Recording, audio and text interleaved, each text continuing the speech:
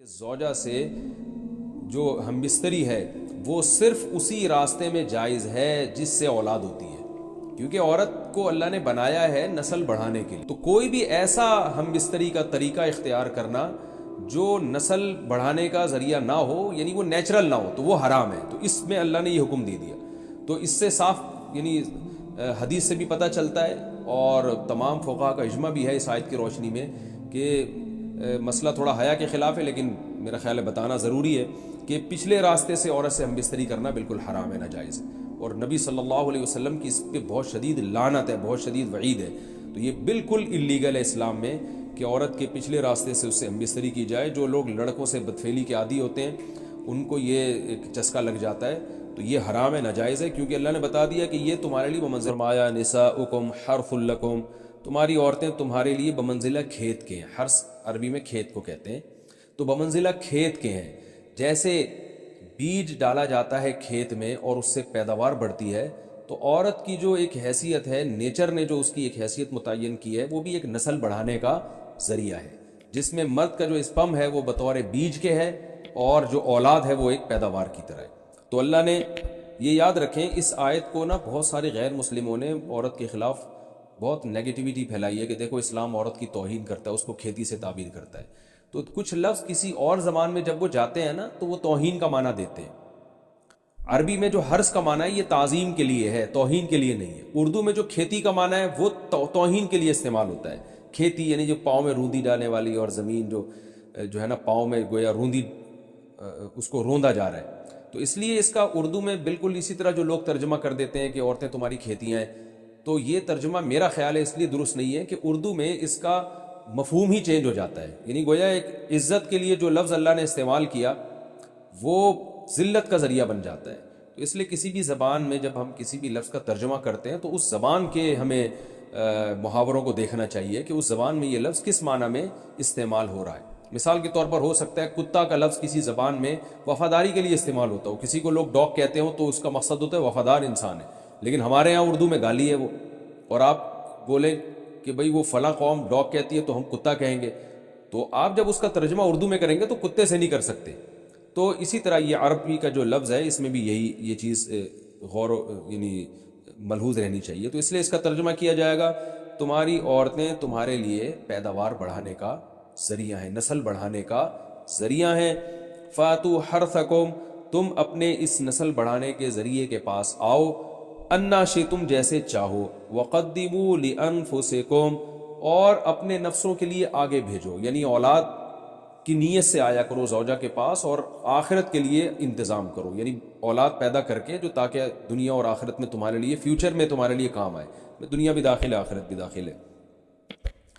تو اس آیت کا بھی ایک شان نزول ہے کہ صحابہ کرام تو چونکہ جو خواتین تھیں مکہ میں صدیوں سے وہ لوگ آباد تھے، ان کے سفر خاص طور پہ عورتوں کے سفر بہت ہی کم ہوا کرتے تھے۔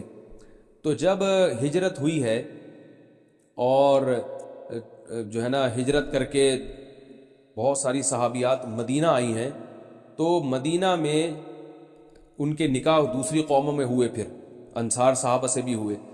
تو چونکہ تقویٰ تھا ان خواتین میں، للہیت تھی، تو بعض جگہ ایسے واقعات ہوئے کہ میاں بیوی کے جو آپس کا ریلیشن ہوتا ہے، ظاہر ہے وہ ہر قوم میں اور ہر جو ہے شخص کا مزاج دوسرے سے مختلف ہوتا ہے، تو بعض مردوں نے اس طرح سے اپنی زوجات کے ساتھ ہم بستری کی کہ ان خواتین کو پھر اشکال ہوا کہ پتہ نہیں اس طرح سے ہم بستری کرنا جائز بھی ہے یا نہیں ہے۔ تو انہوں نے نبی صلی اللہ علیہ وسلم سے یہ مسئلہ پوچھا کہ یا رسول اللہ، ہمارے شوہر ہمارے پاس اس طرح سے آتے ہیں تو کیا یہ جائز ہے یا نہیں؟ تو ان کے سوال کو بھی مبہم رکھا گیا، اور قرآن نے اس کے جواب کو بھی کنایتاً بیان کیا، کیونکہ مسئلہ بظاہر حیا کے خلاف ہے، تو قرآن جب بھی کوئی ایسی بات ہوتی ہے تو اشارتاً کنایتاً اس کا تذکرہ کر دیتا ہے تاکہ مسئلہ بھی واضح ہو جائے، کیونکہ ظاہر ہے اس کی ضرورت تو قیامت تک آنے والے انسانوں کو پڑ سکتی ہے نا۔ یہ تو ہر میاں بیوی کا اپنا ایک ذاتی مسئلہ ہوتا ہے کہ ہمیں کس طرح سے پرمیشن ہے، کس طرح سے پرمیشن نہیں ہے۔ تو اللہ تعالیٰ نے بھی اشارتاً ہی اس حکم کو قرآن میں بیان کر دیا۔ قرآن میں اس لیے بیان کیا کہ تاکہ اس میں کوئی اجتہادی اختلاف کی گنجائش نہ رہے۔ تو اللہ نے قرآن مجید میں بیان کیا، فرمایا نساؤکم حرث لکم، تمہاری جو ازواج ہیں، تمہاری جو بیویاں ہیں، وہ تمہارے لیے بمنزلہ کھیت ہیں۔ کھیت کا مطلب کیا ہوتا ہے؟ پیداوار بڑھانے کا ذریعہ۔ تو اس میں سب سے پہلا مسئلہ تو قرآن نے یہ بیان کر دیا کہ زوجہ سے جو ہم بستری ہے وہ صرف اسی راستے میں جائز ہے جس سے اولاد ہوتی ہے، کیونکہ عورت کو اللہ نے بنایا ہے نسل بڑھانے کے لیے. تو کوئی بھی ایسا ہم بستری کا طریقہ اختیار کرنا جو نسل بڑھانے کا ذریعہ نہ ہو، یعنی وہ نیچرل نہ ہو، تو وہ حرام ہے. تو اس میں اللہ نے یہ حکم دے دیا.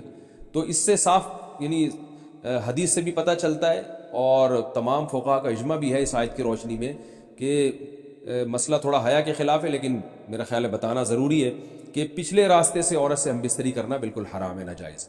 اور نبی صلی اللہ علیہ وسلم کی اس پہ بہت شدید لعنت ہے، بہت شدید وعید ہے.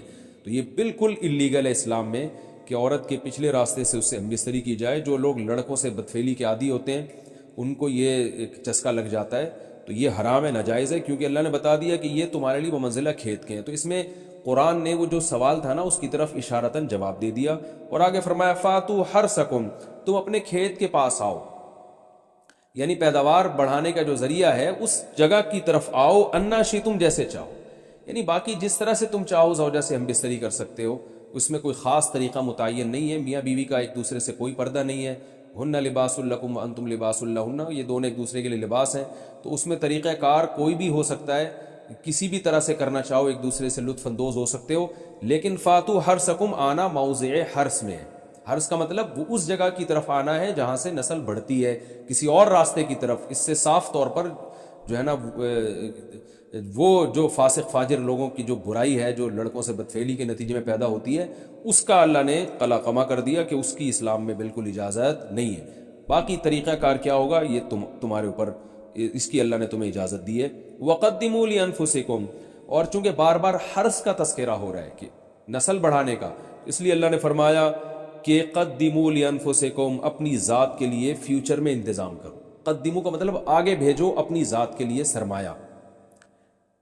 کیا مطلب کہ جب زوجہ سے ہم بستری کرو تو نیت اولاد کی ہونی چاہیے، تاکہ وہ اولاد دنیا میں بھی اور آخرت میں بھی تمہارے لیے ذخیرہ بن جائے.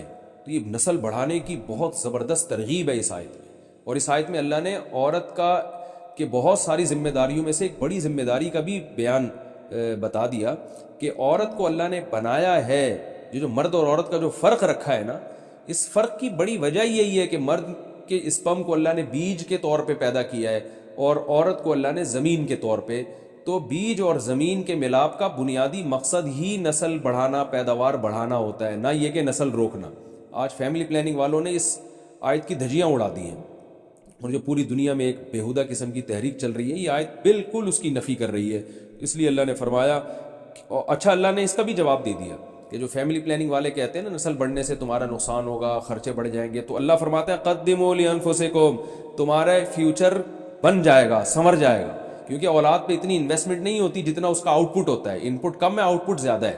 انویسٹمنٹ کم ہے، اس کے جو پروفٹ ہے وہ زیادہ ہے، دنیا میں بھی اور آخرت میں بھی. تو اللہ نے فرمایا اپنے نفس کے لیے، فیوچر کے لیے انتظام کرو، بڑھاپے کے لیے انتظام کرو. تمہارے بیٹے ہوں گے، بیٹیاں ہوں گی، پوتے ہوں گے، نواسے ہوں گے، بہویں ہوں گی. یہ دنیا کا مستقبل اور آخرت کا مستقبل کیا ہے. جو عبداللہ بن عمر رضی اللہ تعالیٰ عنہ نے جب نکاح کا ارادہ ترک کیا تو آپ کی جو ہمشیرہ تھی حضرت حفصہ، انہوں نے فرمایا کہ نکاح کرو، تمہارے اولاد ہوگی، دنیا سے جاؤ گے تو تمہارے لیے دعائیں مانگے گی. تو یہ آخرت کے لیے ذخیرہ ہے. تو اس لیے اللہ نے فرمایا کہ آخرت کے لیے ذخیرہ کرو. واتقوا اللہ، اور اللہ سے ڈرو. واعلموا انکم ملاقوہ، اور جان لو کہ تم نے ایک دن اللہ سے ملاقات کرنی ہے. تو جتنے حکام اللہ نے تمہیں اس آیت میں دیے ہیں ان تمام حکام کو تم نے فالو کرنا ہے. وبشر المؤمنین، اور ایمان والوں کو خوشخبری سنا.